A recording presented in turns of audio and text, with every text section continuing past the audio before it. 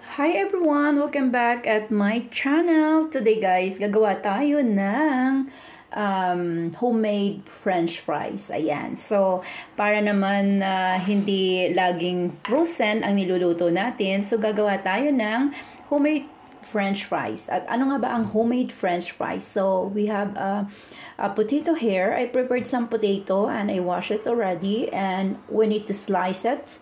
And just watch what I'm gonna do for my homemade potato, and you can get some ideas for me if you want to have a potato fries. Okay, let's start it, and samahan niyo ako sa aking ilang minutong paggawa ng homemade potato.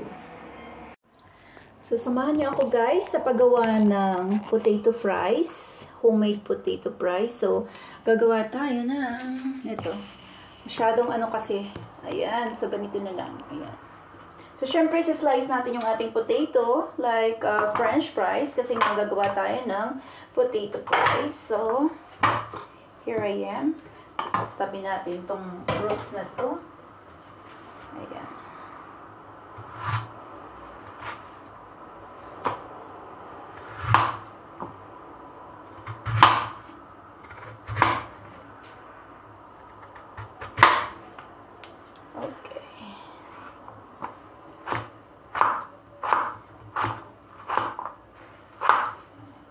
Kaysa bumili tayo ng frozen potato guys. Ayan. So, gagawa na lang tayo ng sarili nating french fries. Like this. Ayan.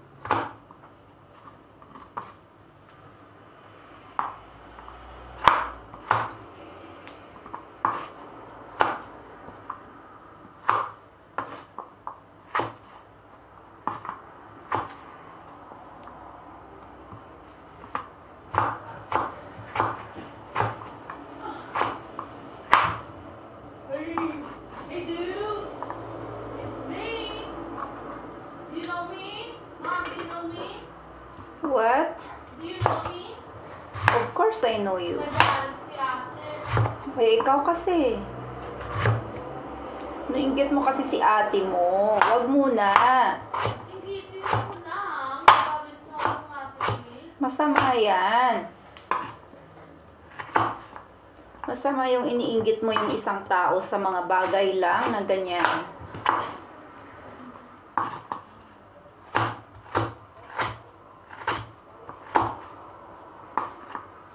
Huwag mo munang inggit-inggitin. At kabibili lang din naman ng iPhone niya. Pero kailangan niya din talaga ng para sa school niya. Ay, ay, ay.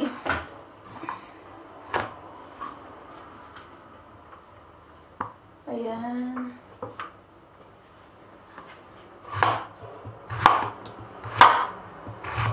Dahil marami yung potato natin, siguro mga 5 yun. Kaya medyo marami-rami dito ating french fries guys. Ayan. Pang pika-pika ba. Ayan.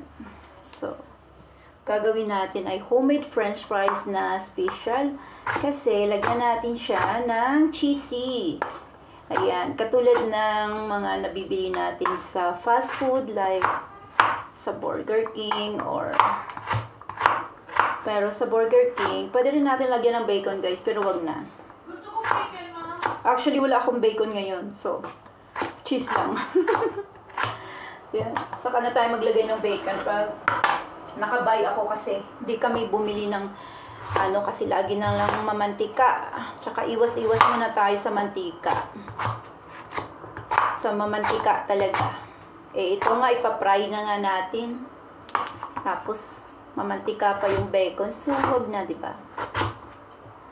Ayan. So,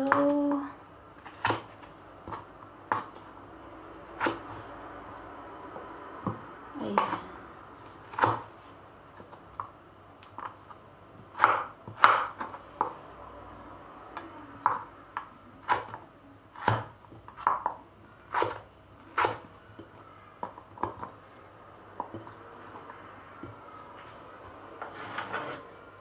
Ayan, so, gagawin natin ay, ito na siya, diba? So, yan na yung ating french fries. Ayan. Yan na yung ating homemade potato fries. Pero lulutuin pa natin syempre, diba? So, ang gagawin muna natin ay, lagyan natin siya ng seasoning. Ayan. Syempre, lagyan natin siya ng salt. Ayan. Para habang niluluto pa lang natin, may lasa na siya, diba? Ayan. So, ma-pepper ako. Lagyan natin siya. Para medyo masarap. Medyo lang. Masarap talaga. Ayan. So, another one. Lagay tayo ng konting. Ito guys. Ayan. And then, syempre, para crispy, mag-crispy yung ating fries, lagyan natin siya ng flour. Ayan. I'm so tired today guys kasi ang dami kong ginawa. I have a lot of things to do here at home talaga. Ayan. Kaya medyo tired ako. And then, lagyan natin siya ng flour. Para masarap ang luto niya. Ayan. Haluin lang natin, ha. Ayan. So, sabi nila, masarap daw ang kapag ginagamitan natin ng kamay. Dahil malinis naman yung kamay natin, guys. So, okay lang. Ayan. Yeah, malinis pa. Siyempre, ako pa. Ayan.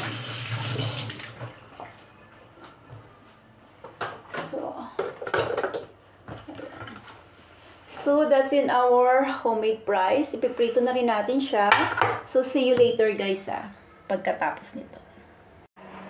Now, that's in our homemade french fries that I cook with cheese.